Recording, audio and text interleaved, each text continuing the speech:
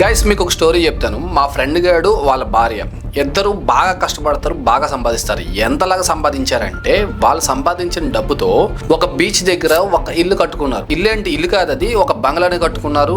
అక్కడ ఒక swimming pool ఉంటుంది, ఒక పెద్ద గార్డెన్ ఉంటుంది. ఇంట్లోంచి చూస్తే బీచ్ వ్యూ కనబడుతుంది అనమాట. అంత పెద్ద ఇల్లు కట్టుకున్నారు. వాళ్ళకి అంత పెద్ద ఇల్లు ఉంది కదా, ఖాళీగా ఉండడం ఎందుకని చెప్పి ఒక పిల్లి పిల్లని తెచ్చుకున్నారు. అయితే వాళ్ళకి ఆ పిల్లి పిల్లని చూసుకోవడానికి అయితే టైం సరిపోవట్లేదు. అంటే వీళ్ళు ఎంతసేపు పని చేయడానికి మాత్రమే టైం సరిపోతుంది, ఆ పిల్లి పిల్లని చూసుకోవడానికి మాత్రం టైం సరిపోవట్లేదు. అయితే ఇప్పుడు ఏం చేశారు, ఆ పిల్లి పిల్లని చూసుకోవడానికి ఒక పని మనిషిని అయితే పెట్టుకున్నారు.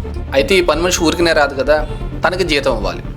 జీతం ఇవ్వాలి కాబట్టి వీళ్ళు ఇంకా ఎక్స్ట్రా టైం పని చేయడం మొదలు పెట్టారు. వాళ్ళు ఎందుకు పని చేస్తున్నారా అంటే వాళ్ళకి ఇల్లు ఉంది, ఇంటికి ఈఎంఐ కట్టుకోవాలి. కారు ఉంది, కారు కట్టుకోవాలి. పిల్లి ఉంది, ఆ పిల్లికి ఖర్చులు ఉంటాయి. పిల్లి కోసం కష్టపడుతున్నారు. ఇంకా దాన్ని చూసుకోవడం ఒక పని మనిషి ఉంది కదా, దానికోసం కష్టపడుతున్నారు. తీరా చూస్తే ఎంత కష్టపడి ఇల్లు కట్టుకున్న ఇల్లుని చూసారా, ఆ ఇంట్లో మాత్రం వీళ్ళు ఉండట్లేదు. వీళ్ళు 24 గంటలు పనిచేస్తూనే ఉన్నారు.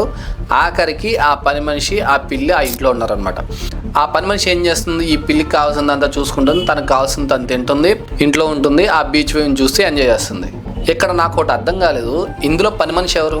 మీకేమైనా అర్థమైతే కామెంట్ చేయండి.